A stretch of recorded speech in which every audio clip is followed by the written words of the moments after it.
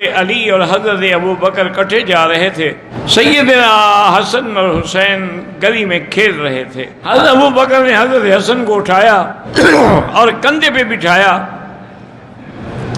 اور کہا واللہ شبیہ بالنبی لا شبیہ بعلی. اللہ کی قسم ہے تم حضور کی شکل ہو، علی کی شکل نہیں ہو. وعلی یضحک، حضرت علی خوشی سے مسکرا رہے تھے. ویسے بھی صحابہ فرماتے ہیں کہ حضرت حسن من اعلی الی صدر، آپ اوپر سے لے کر سینے تک حضور کی شکل تھے، اور حضرت حسین من الصدر الی رجلہ، نیچے تک حضرت آقا کی شکل تھے.